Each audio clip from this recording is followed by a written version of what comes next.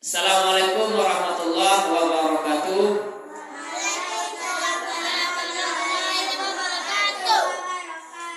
Nahmaduhu wa nusallimu ala rasulil karim. Allahumma shalli ala Muhammad wa ala ali Muhammad.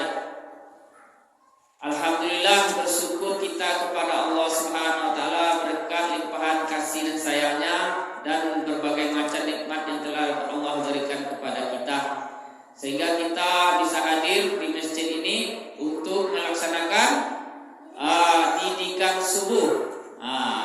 Sekali lagi Bapak tekankan, didikan subuh dimulai ketika sholat subuh. Bapak ini apa ada petang lah itu lo pakai cek. Ini udah ada yang menangah tu di kecil taruh. Apa kata Bapak minggu kemarin? Sholat subuh di masjid, karena didikan subuh dimulai dengan sholat subuh di masjid. Itu mulai didikan subuh kita, sholat subuh di masjid. Berarti nilai kita sudah 50 tuh.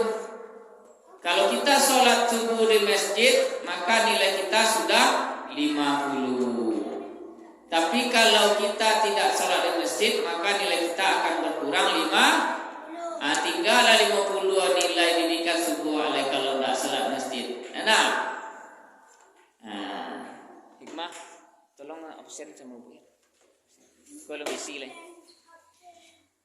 Jadi sholat subuh merupakan tambah 2 menit. 22. Lah, jadi sholat subuh di masjid itu merupakan awal didikan subuh kita. Karena nama didikan subuh itu mendidik di waktu subuh. Jadi kadang-kadang awal siang hari baru tiba. Itu bukan didikan subuh lah tuh. Didikan pagi. Enak. Anak punya tuh. Kalau lah tiba hari siang didikan tambah 2 gara-gara 24. Lah. Tidak ada yang bercanda, serius. Tidak ada yang mempleset-plesetkan kata-kata Bapak. Kita didikan subuh, sholat subuh di tadi para orang nalai sholat subuh di masjid. Sholat subuh di masjid. Yang di masjid jalan sholat bersama imam. Yang sholat subuh bersama imam. Itu sholat subuh di masjid bersama imam, itu maksudnya sholat jamaah ya. Sholat berjamaah di masjid subuh-subuh itu maksudnya. Itu dimulai didikan subuh kita. Karena kalau kita rutin sholat subuh, apalagi mandi sebelum sholat subuh kita mandi, maka badan kita akan sehat. Itu geser. Sebelum kita sholat subuh, kita mandi subuh. Itu kalau mandi subuh itu airnya hangat, panas. Enak, sejuk kalau kita mandi subuh. Badan kita akan menjadi kuat. Segala penyakit akan hilang. Dan pikiran kita akan terang. Enak. Maka kita akan mudah menerima segala pelajaran yang diberikan oleh guru kita. Enak. Makanya kita sholat subuh di masjid berjamaah ketika didikan subuh. Jadi yang kedua, salawat dan salam juga kita panjatkan kepada junjungan kita Nabi besar Muhammad Rasulullah SAW yang telah membawa umatnya dari alam. Tidak ada yang berbicara yang di belakang, tolong geser. Yang itu Reni, geser ke sini. Itu siapa namanya? Husna geser ke belakang, terus. Aisyah geser ke depan. Di sini, terus. Sapana geser ke sini. Nah. Jangan. Kan ekstrakurikuler tuh jam 9. Masih lama lagi. Masih bisa tidur menjelang ekstrakurikuler tuh. Kenapa alasannya harus cepat pulang ketika subuh? Karena jam 9 dari ekstrakurikuler. Nah. Bapak cuma 10 menit, tapi kalau ada yang berbicara ditambah 2 menit. Itu kesepakatannya, itu aturannya. Tapi kalau diam cukup 9 menit, 10 menit. Yang kedua, Nabi kita telah membawa kita dari alam kejahilan. Yang dimaksud dengan alam kejahilan itu alam yang tidak ada semau kita, sesuka kita. Alam jahil itu tidak mau sekolah contohnya, tidak mau mengaji, melawan kepada orang tua, melawan kepada guru, berbicara kasar, berbicara seenaknya saja, suka membuli teman, suka mengejek teman, suka menyambut-nyambut nama orang gaib, itu jahil namanya. Apa namanya? Jahil itu sifat yang tidak. Jadi sifat kita berkata sopan, tidak boleh berkata kasar, tidak boleh bercari-cari, tidak boleh berkata kasar. Dan kita tidak boleh mengeraskan suara kepada orang tua kita. Suara kita harus lebih rendah daripada suara orang tua. Tidak boleh lebih keras daripada suara orang tua kita. Kalau tidak, kita masih berada dalam alam kejahilan.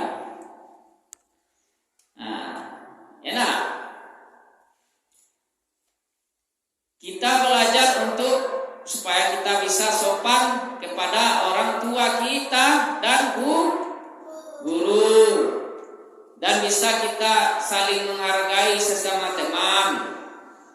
Tidak boleh membuli-buli, tidak boleh mengejek-ngejek, tidak boleh memaki-maki, mari teman, tidak boleh menggertak-gertak teman.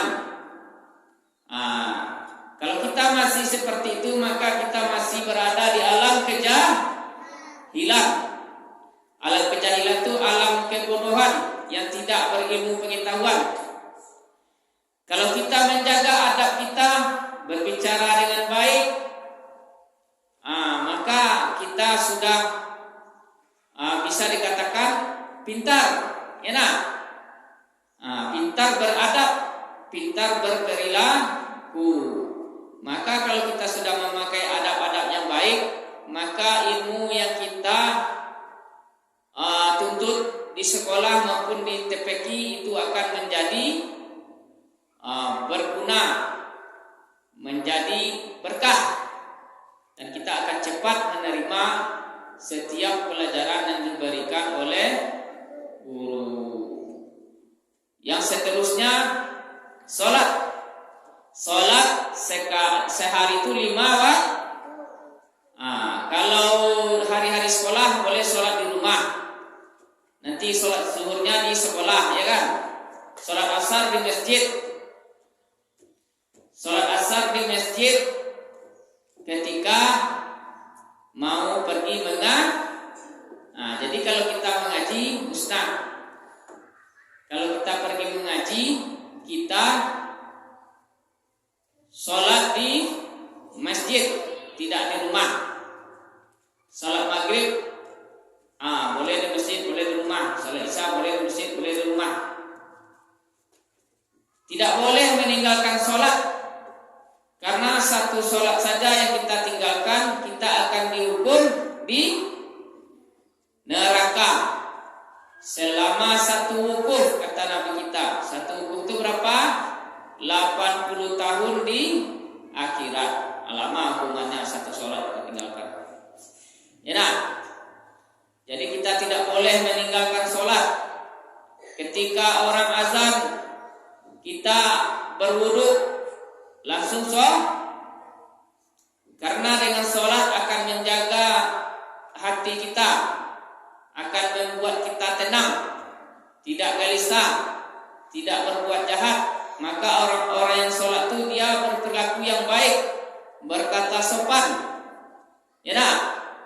berpenampilan rapi. Nah, pakai peci, pakai baju koko, pakai celana yang baik dan bagus. Pakaian Islami.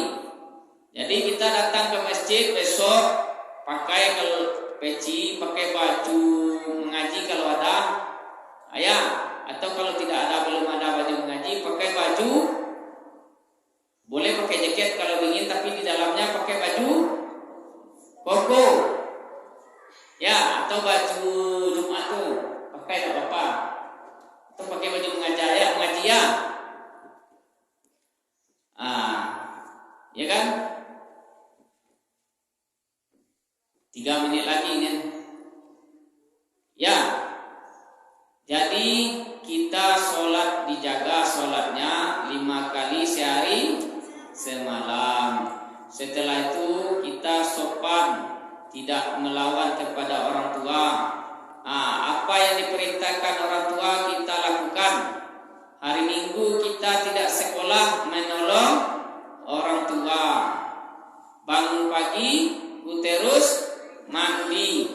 Tidak lupa menggosok gigi. Habis mandi, tolong ibu membersihkan tempat tidurku.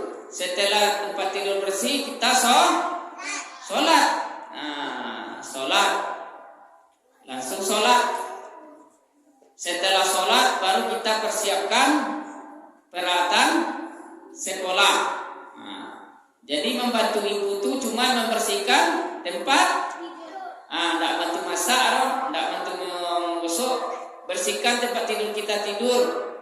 Sudah itu baru kita mempersiapkan peralatan sekolah, tas, buku, sepatu ya. Itu salah satu cara kita membantu ibu.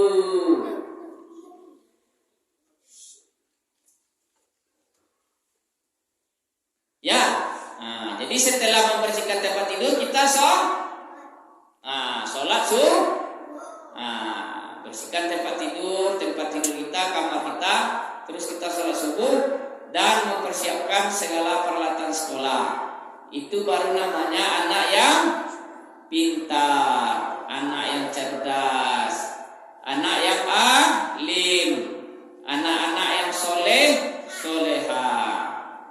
Selalu mendoakan orang tua supaya masuk surga dan dikumpulkan di surga bersama keluarga orang tuanya. Mau masuk surga? Jadi jaga amalan sholat dan perilaku. Ya. Setelah kita selesai, kita mau pulang. Kalau banyak salah, Bapak mohon maaf. Wabillahi taufik wal hidayah. Subhanallazi.